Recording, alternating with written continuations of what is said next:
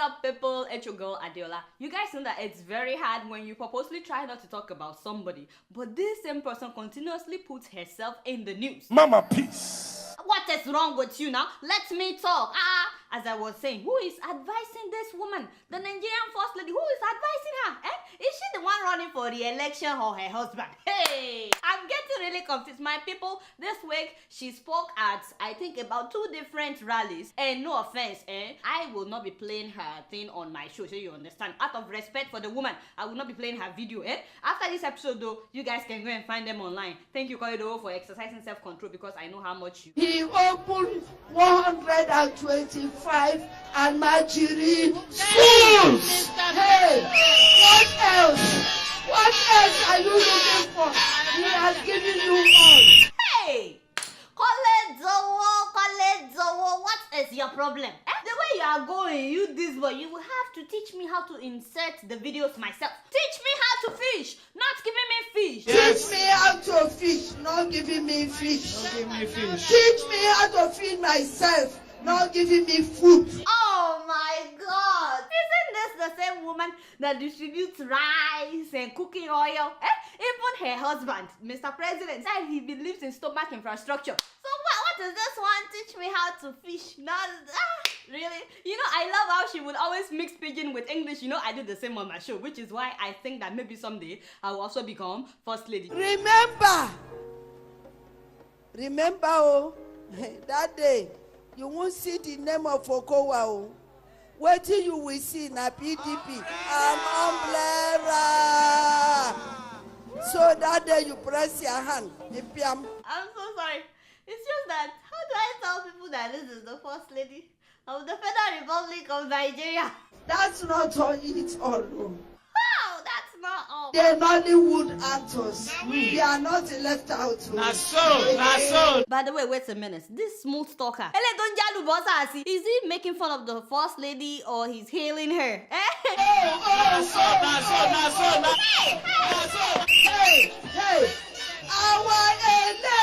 our Los Angeles is here. LA is here. Yes, Nollywood. You do well. And for all the Nollywood celebrities that have been campaigning for President Jonathan, I'm very happy for you guys. I'm not saying that you should not, especially if you are doing it genuinely, not because you got money. But be careful, be very careful. If not, they will start saying things like this about you too. You see Kate Henshaw here. Now you can see Onyekowenu. Yes, good luck, will she be here? No. Kate Henshaw, without good luck, Jonathan, will she be here? No. By the way, did you guys see that tweet by Omotola Jalade? Amo says, see, how are you? How are you, Re? Apparently, they've been disturbing her for her to campaign for them, and she was like, Stop disturbing me, stop disturbing me now, when you know you are not doing well. If you had done well, you wouldn't even need to pay me for me to do this for you for free. Respect. My dear me. That is enough, darling, my dear me. Let's go to where she talked about women voting for her husband, even if they are in labor. My dear me, come out. Even though Ibele is disturbing you, tell the baby, wait, let me go and cast my vote. Baby, wait, let me go and do what I can use to feed you. After voting, then I will come and deliver you.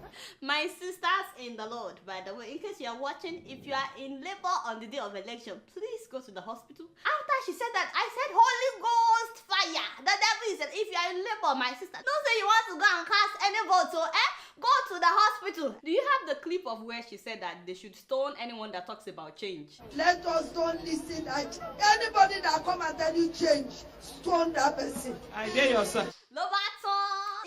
Yes, my people. That is our Mama Peace in action. By the way, she's the one that said we should be calling her Mama Peace because she loves peace. According to her, anyone that preaches change is the slogan of the opposition party. But anybody that says change, people should stone them, She also called the opposition members bus conductors. The only thing that worries me though is how she keeps forgetting the election date. Come May. Come March. My favorite part though was when she was rebuking Buhari with the Holy Ghost fire. That's what you do before. You don't carry and come again. You carry and come again. You don't go walk. We reject the Holy Ghost fire. Holy Ghost fire. Holy Ghost fire. God is very patient. Anyway, I already told you guys that I'm not going to play a video of the first lady. So my dear me, do well. Make sure that you take out everything that we've said before now. We are just starting the show. What's up, people? It's your girl Adeola. Speaking of serious issues, are you guys following the PVC drama in Nigeria? Okay, you guys didn't hear this from me, but apparently the Nigerian government doesn't want voters to use the permanent voters card. Yes. You know, I was telling you this some weeks ago that they are planning to get rid of the PVC. You thought I was making it up. You know that the card will be counted by an electronic card reader, and the card reader would make sure that the fingerprint of the voter who brought the voter's card is the same thing as the one on record when the PVC was printed. Here you understand? So this will prevent fraud. Nobody will be able to use somebody else's card. Also, the card reader is configured to read a card only once. That means that nobody can vote in more than one place. Isn't that nice? Isn't that wonderful? That would prevent election rigging, right? That was the plan. No, that was the plan. In fact, this same government had spent at least 50 billion naira, 50 billion getting the thing ready. So what I don't know, and what so many of us don't know, is why suddenly this ruling party and about 14 other parties are saying, no, we don't want electronic voting. They cannot use the card reader to count the votes. Shoo! It is less than 4 weeks to the rescheduled general elections. Some political parties, including the ruling People's Democratic Party, have expressed their opposition to the use of card readers for the polls. First, it was representatives of 15 political parties who threatened to boycott the elections. If they want to go ahead with this use of card reader, we, numbering about 15 political parties and presidential candidates, shall boycott this election. The director of media and publicity for the PDP presidential campaign says the ruling party will resist the use of card readers during the elections. Our position on the card reader remains that the machine has not been tested in any election, and there are bases for genuine concern over the use of the machine for the first time in a crucial election of this magnitude. We are aware of the plot by the APC, working in cahoots with some strategically placed and retrogressive elements to use the card readers to frustrate accreditation in some parts of the country. The Independent National Electoral Commission had announced the use of card readers in the forthcoming general elections to reduce electoral fraud. Look at these people. What in the world is going on? If the PVC has not been tested, then test it now. You have weeks. Test the thing. How is that an excuse to use temporary voters card that can easily facilitate election rigging? Jay, Niger. Other African countries are using this card reader successfully. Why can't we get it together? Countries that are not even as big as Nigeria, they're using this thing successfully. My oga, why now? Why do you keep doing me like this? Hey, you know people are talking, big mouth. They're already talking. They are saying that you are trying to get rid of this PVC because you are bent on rigging this election, Mr. Jono. I told you to always consult me before doing things like this. Suddenly, about 14 parties are now saying we don't want. Did anybody bribe them? Oh, that aside, did you guys see that documentary about Bola Tinubu? It is best to deconstruct the real man called Asiwaju Bola Ahmed Tinubu in order to unravel the facade he has been able to successfully build with time using several cronies and accomplices.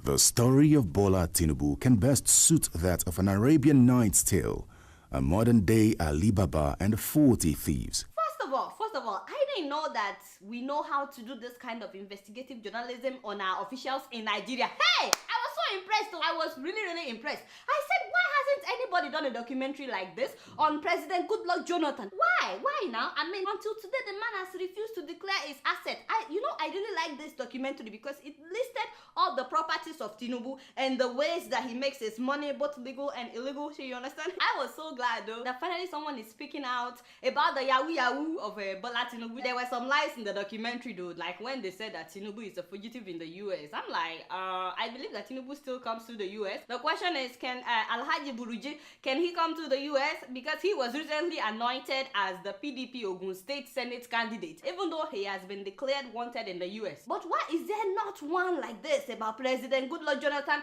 and Mama Peace? By the way, I'm still waiting for a documentary like this about Bukola Saraki of Kwara State as well. Nobody is saying that Tinubu is a saint, but should we expose the atrocities of only a selected few? And don't tell me that Jonathan is not aware that Tinubu is corrupt when they were working together. You want to tell me that Tinubu Tinubu had nothing to do with Jonathan winning the 2011 election. I beg. Jonah was in Lagos recently distributing money, bags of money, to traditional rulers and labor union leaders.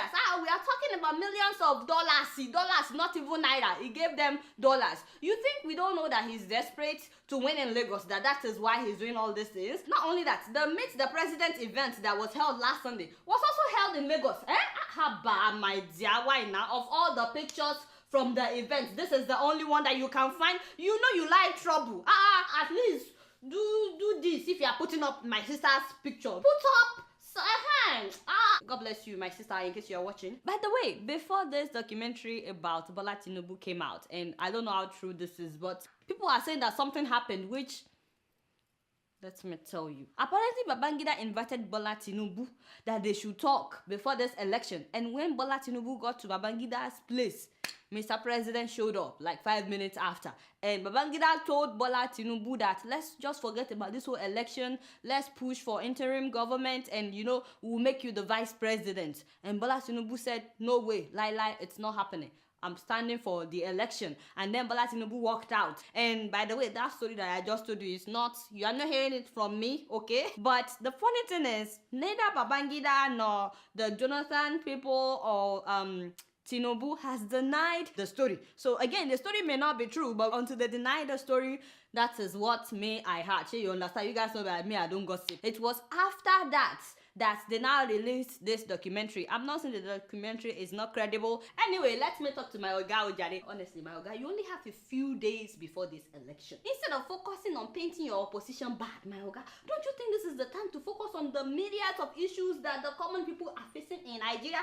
They can be running documentaries about your solution to unemployment, my Oga, and people will be like, I'm voting for Jonathan. You understand? Or you can talk about how you solve the issue of insecurity. Now you are tackling Boko Haram. We are very happy. Armed robbers are still on our roads. You understand? People are still being killed in their houses. We still have hire killers. Kidnappers are still thriving. You understand? Or maybe this would have been a good time to focus on the depreciating value of naira. It was 220 something last week. Hey, my Oga, this would be a good time to focus on all these things and how millions of Nigerians are now refugees in neighboring countries. By the way, why can't you address the issue of fuel scarcity? You guys know that we now have fuel scarcity again in Nigeria. Hey! Everybody in the world is enjoying significant drop in the price of fuel all over the world, my people. Now petrol is 120 naira. Petrol was 97 before they reduced it to 87. Now it is 120. 120. The rest of the world is still enjoying low gas price. Some people will buy this petrol at 120 and still vote for the government that made it 120. You see your life, Meanwhile, it's less than $50 per barrel all over the world. If you just focus on that, my Oga, if you're making life easier for the common people will actually vote for you. This strategy is not working for us. You know how I want you to win this election desperately, but what you are doing is not working for us. No prison.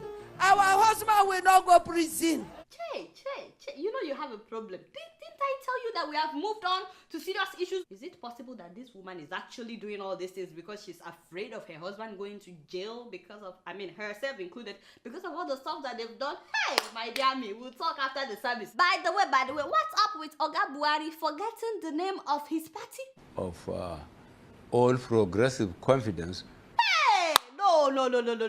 Really, Buhari, really? Why are you doing me like this? How could you forget the name of your party? And the other time, it was the name of your vice presidential candidate. This time, Mana, it is the name of your party. Why are you forgetting all this? Oga Buhari? No. You can't do me like that. You can't do me. You are not even president yet, and you are forgetting these things. Abba, now get it together. Get it together now. The thing is APC. What is the meaning of APC?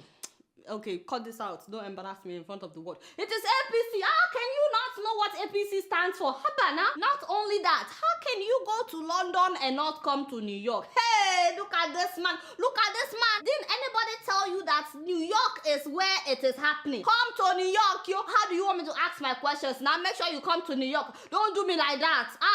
As I was saying, the day PDP runs a documentary like this on Mr. Jonathan, that is the day that I will take them seriously. Until then, my people, guess what? I'm just keeping it real. Speaking of more important issues, is everyone aware that every year about 36,000 Nigerian women die in pregnancy or during delivery? That is more than 10% of the world's mortality rate. All over the world, about 343,000 women die in pregnancy or childbirth worldwide. 36,000 of these deaths occur in Nigeria every year. This means that every single day in Nigeria, about 100 women die during pregnancy or delivery. Sometimes as many as 140 Nigerian women die in one day. Keep in mind, by the way, that more than 5,500 of these 36,000 deaths occur among teenage mothers. In fact, Jigawa State has the highest mortality rate in all of Nigeria. Not only that, Nigeria has the worst infant mortality rate in all of Africa and the second worst infant mortality rate in the whole world. About 1 million babies die each year all over the world, and of this, 241,000 babies die in Nigeria alone every year. Many deaths occur at home and are therefore unseen and uncounted in official statistics, but more than 241,000 babies die in Nigeria alone. Which is why Nigeria was considered the worst place on earth to be born. Yeah. And you know, there are so many factors to consider. Corruption has affected us in more ways than we would ever think. Little things are affecting us. One of the midwives that was interviewed about this story said something that is very important for us to always remember. There's no electricity. So, you know, when they bring a labor in the night, what do? We can't just leave the woman to just go like that. Since we have torchlights, I have my other colleague, they will assist. How do you deliver a baby with flashlight? Flashlight! I can't process this in my mind. Just imagine child delivery in the middle of the night with nothing but torchlight. How do these people live? So when we are shouting that the government needs to fix electricity, it's not just so that we can watch TV or something. It's because we're losing lives every day due to lack of electricity. You know how many babies would have been saved if they have electricity in all these hospitals? And not only that, selective development is killing us. We have doctors and hospitals all over big cities, but we neglect rural areas. Why? There is dearth of facilities and even the personnel. You see a situation where you have 1,000 doctors in Abuja city alone. And if you go to all the area councils, you may not have up to 2-3 doctors. Millions of people die because of this. Another thing that we don't talk about much, and it's very rampant in Nigeria, VVF. And this happens when a mother-to-be has been in labor for way too long. It's very rampant among teenage girls that were married off at tender age. Let's take a look at this. She would not give us her name, but her condition is shared by thousands of Nigerians. Vesico-vaginal fistula. Still a child and a young bride, she lost her baby a few days ago and now suffers from vesico-vaginal fistula, popularly known as VVF. It is a medical condition which occurs when the blood supply to the tissues of the vagina and the bladder are restricted during prolonged obstructed labor. She walks around with a catheter due to urinary incontinence. It is estimated that about 80,000 new cases are recorded annually in Nigeria. According to Nigeria's Federal Ministry of Health, more than 500,000 women live with VVF, and that is just a conservative estimate and not accounting for the number of infant lives lost. VVF is not getting much airtime, and connections to infant mortality are not widely publicized. Yeah, keep in mind that there are more than 500,000 women like that. When they walk around with their plastic latrine because, you know, they can't help themselves, they have to go all the time, they have something attached to their private parts. It's very, very sad, and these girls are suffering. And the worst part of it is that after they are diagnosed with VVF, they treat them like outcasts. If you're able, there's this movie by Stephanie Linus called Dry, and this movie is all about how about 2 million Nigerian girls are suffering in silence. If you're able to watch it, please do. It's very, very educative. I would think that these are some of the issues that the Nigerian government will focus on right now. Which brings me to the National Health Insurance Scheme that was launched 16 years ago for public servants as well as workers in the private sector. Where are the billions of naira earmarked for public health care in Nigeria? Who's getting all this money? I'm sure that you're all aware that Thousands of people are detained in hospitals all over Nigeria because they cannot afford their medical treatment. That's why I was asking about the National Healthcare Scheme. Where is all the money going to? Just because they can't afford their medical treatment. And we have so many health management organizations. The problem is, these health management organizations, we call them HMOs, they actually collude with hospitals to treat their clients with cheap drugs. They also mandate hospitals not to treat specific ailments if such treatment would attract high cost. In other words, like this article is saying, if you have malaria fever, for example, the insurance only guarantees you getting cheap drugs, which may only suppress the illness. So that means that you will keep going back to the hospital. Just imagine how ridiculous that is. If you ask me, that is very, very wicked. There are all kinds of stories. Some of these women have been detained for months in the hospital, and for so many of them, it's so unfortunate that it leads to death, such as the case of Mrs. Folake Odioyi. I'm very sure that many of you know her story. A mother of 4 who gave birth to her last child at a private hospital in Lagos, and then she had some complications and they had to rush her to Luth, that is Lagos State Teaching Hospital. They did surgery and she was well, she was perfectly fine. During the surgery and all that, the husband had spent about 1 million naira the whole time that they were doing the surgery at Luth. And then after his wife was officially discharged by the hospital, he was issued another bill of about 1.3 million naira. The husband couldn't raise the money, the 1.3 million, but he was able to raise 300,000, and he arranged with the hospital for him to be paying the remaining 1 million naira in installment. But guess what? They still refused to let her go. They insisted that he must have guarantors, and he brought guarantors. They said no, it has to be guarantors from inside the hospital. Just imagine how ridiculous that is. The wife spent 45 days at this hospital, although she had been discharged, but they refused to let her go. And by the way, during these 45 days that she was in the hospital, she developed other complications, and then they refused to treat her because she had not balanced her debt. So they refused to treat her, and they didn't let her go for treatment in other places because she hadn't paid her balance. Imagine that. The husband spent every night of the 45 nights with her in the hospital because the nurses were on strike. There was nobody to care for her. This is a woman that just gave birth and that has had complications and surgeries after giving birth. The husband was the one beside her every day, every night for the 45 nights that she was in the hospital. And guess how painful it is that she died. Upon all that, she died.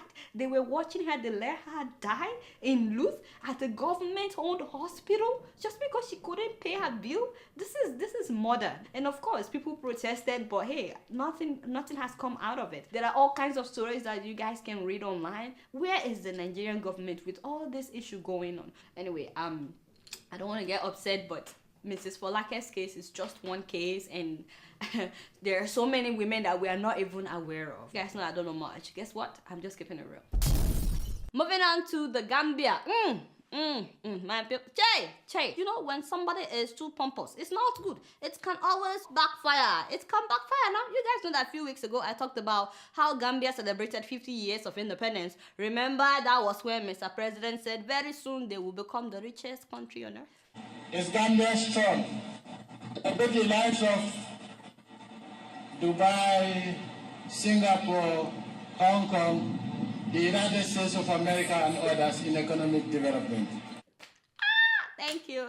I do well. Thank you, my brother. Anyway, apparently the newspaper owned by Mr. President in the Gambia published an article during the Independence Day ceremony claiming that American President Barack Obama wrote a personal letter to congratulate His Excellency, that is Yaya Jammeh, kind of like, you know, he couldn't make it, but, you know, he sent his greetings, only for White House this week, only for White House to release a statement that, we did not write any letter to Mr. President. They said, first of all, Barack Obama did not write any greetings to Mr. President. And the letter that was written by White House was written by John Kerry. And that was meant for the people of the Gambia, not for Mr. President. You know, that hurts, man. That hurts. I can't believe Obama would he just like disassociated himself from Mr. Yaya Jammeh. It's not good now. This is very embarrassing. The moral of the story is that, my people, humble yourself. Always humble, and then you will not be embarrassed like this.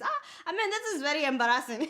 They could have just published what was written by the White House instead of adding to it. And then they put a picture of Obama writing something as if Obama actually wrote the letter and took a picture of himself writing the letter. So the US said they are not in any way endorsing a dictator. Ooh, snap.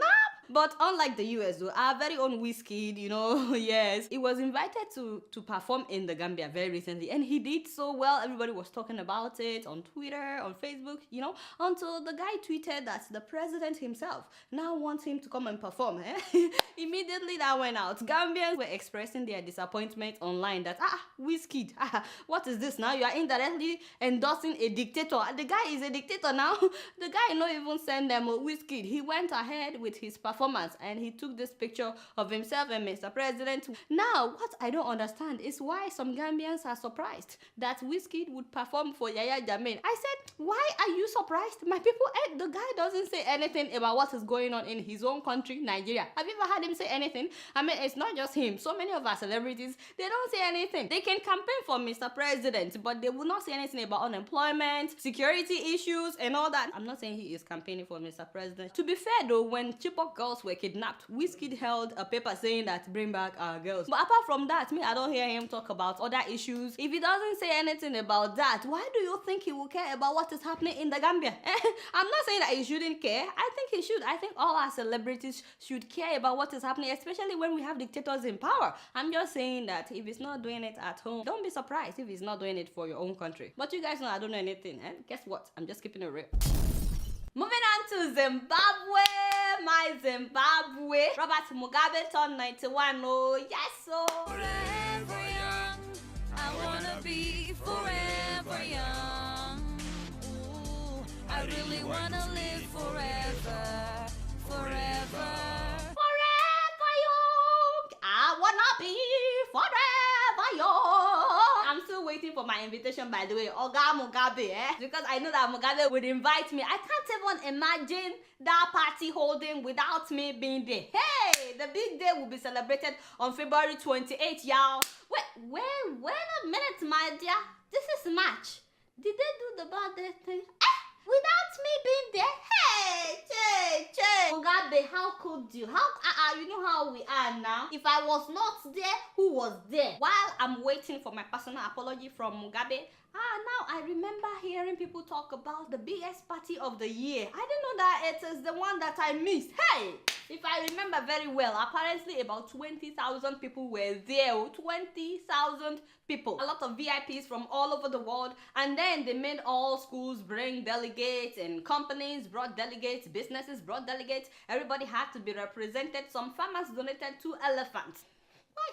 Why now? Why does this creature have to die? Just because somebody turned 91? If we eat all the wildlife, how do we make money from tourism in Zimbabwe? This is a source of income now. Forever young, I wanna be. Stop it, Jare. You don't even know when to be serious. This is a serious issue.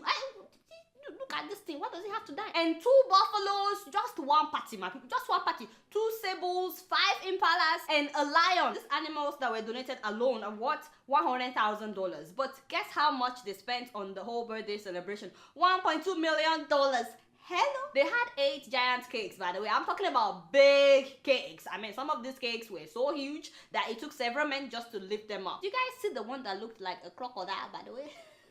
What in the world? What's in the world? Why would I want to eat that? One pastor and his wife donated a 1955 black vintage car to Mr. President. I said, Chai, there is God.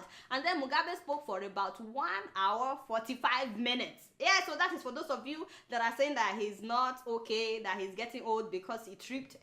You don't need to show that picture. They already know what I'm talking about. My dear, this is a good one. I didn't see this one before. Anyway, he spoke for 1 hour, 45 minutes. It's a birthday ceremony. If any of you ever invite me to your party, by the way, and you are speaking for 1 hour, forget it. I'll be back at my house. And most of the things that he said had nothing to do with a birthday celebration. Why telling people on your birthday that you will go after white farmers left in Zimbabwe? But you know, I still wasn't pissed off by everything he said until the man said that the former vice president, remember Mujuru now, the one that Grace was picking a fight with? Yes, that's Madam. You know that they got rid of her by fire by force. Yes, so by the way, Grace has started sitting where this woman, the VP, where she normally would sit during the ZANU PF meetings. People are talking, they are saying, is Grace the new vice president? Announce to us now, at least make it formal, let us know, because this woman is acting like the vice president and she's supposed to be first lady. Is she planning on becoming the president after Mugabe? But as I was saying, during the birthday speech, Mugabe said that former VP, Mujuru, was trying to kill him with black magic. I said, really? Why would anybody be after you if they didn't kill you when you were 20, 30, 40? Like Nigerians will say, you think they are after your destiny? You are 91, my brother. But you know what pissed me off was when he said that the woman hired Nigerian witch doctors. I said, no. You jam, man, Rastafarian brother, man. You talk like this, Nigerian witches be after you, man. Yes, indeed, my brother. If Nigerian witch doctor trying to kill you, man, you been dead a long time ago, man. You watch Nollywood? You watch Nollywood movies, man? Interpretation of that is that he should not talk about Nigerian witches. How come this man can easily see what is wrong with everybody else but himself? He blamed America during his speech, he blamed the VP, he blamed his enemies everywhere, and then he blamed Nigerian witches. Last year, there was no money in bank for people to withdraw, yet he spent $1 million on a birthday party. What? You and your cronies, by the way, you took all the land in Zimbabwe, you've depleted all the natural resources. When was the last time we heard about diamond in Zimbabwe? Now you're taking over wildlife because that is where money is right now. And you think we don't see how you are evicting families that are living near the wildlife, sending them to a place with no school, no running water, no electricity, no hospital, all because Grace wants to own her own game park? You think we don't know that? No, don't bring out the Rastafarian one side of me, man. No, hundreds of those who came out for your birthday party were stranded. You think we don't know? Many of them were forced to sleep on the bus that brought them. Several of them slept on the pavement of the birthday venue. Some of them slept on grasses. They went to bring these people in buses for all over the country. They said they had to be there so that we will see large crowd. And you didn't arrange for their accommodation. The one that surprised me the most though was the fact that the venue that they used, celebrating $1 million birthday, and the field looks like this. Did you guys see how the field looks? Yeah, isn't that where the riot should have started? All these people that were sitting at the birthday, they should have said, why don't we use this money to fix our country now? Beg. This man is blaming all the witches of the world but himself. By the way, you guys know I don't know anything. Guess what? I'm just keeping it real. So before I read my emails, I want to thank everybody that reached out to Victor Adams. That's the husband of Kuburat Yusuf that passed away, the lady with cancer. Thank you so much. I was so touched. He called me that so many of you reached out to him and he was just amazed that you guys actually care even though Kuburat is gone. I got a phone call from someone telling me that they wanted to help the husband financially, but he's giving them a different account number than the one that was on the screen. So I called him like, hey, what's going on? And he said that when Kuburat died, that they closed this account. So this is the new account number that he gave me. He said this is his direct account number. That one they had opened it to raise money for Kuburat, and when she died, they closed it down. So this is the legitimate account number for Victor Adams if you are interested in helping him out financially. Thank you so much, by the way, everybody that reached out. Also, I got an email from, well, this person's name is Lucky Heme. He's a viewer from Germany, and just to tell you what the email is about, a Kenyan guy by the name William Mungala was missing last week, and everybody was worried about him until I got a message that they found his dead body, and I was just so heartbroken. So I just want to express my sincere condolences to his family. He's from Kenya, William Mungala, 22-year-old. His dead body was found in a pool, and it was so sad. I just want to express my sincere condolences. My first email today is from somebody that described himself as Passenger 2015. Dear Patience Jonathan, how are the goats eating yam in our national ban? What? I write this letter in response to your statement that we are not conductors, so we don't ask for change. I just want to tell you that bus conductors do not ask for change. It's usually the passengers that ask for change. Your husband, Goodluck Jonathan, was chosen as the driver to convey Nigerians to their destination. PDP was appointed the conductor. As passengers, we had paid our bus fare in 2011 using the vote currency, and now we are demanding for our change. We Nigerian masses who live without amenities and who are unemployed and who do not feel secure at home and in public places, we have decided to get our change from the conductor. Even you are changing so many things. You change umbrella to umbrella and you change principal to principal. Even you ought to vote for change. Thanks for gathering your things as you prepare to quit Aso Rock back to Otuoke or Okrika. The choice is yours. Yours sincerely, Passenger 2015. Okay, I don't think I need to comment on that. By the way, that is not coming from me. This was an email that was sent to me for me to read for Mama Patience. My first lady, you know, do well. Don't be upset. Just drink Kool-Aid. I know you are a woman of peace. You know, people will say things like this, Passenger 2015. Che, that is God. That is God in anything that we are doing. Alright, guys, that's all the time that I have for emails today. Please keep sending your emails to adeola.keepingitreal@gmail.com. Alright, y'all, it's been real, and I'm keeping it real right up in here. Until next week, I'm gonna see y'all later. Peace out.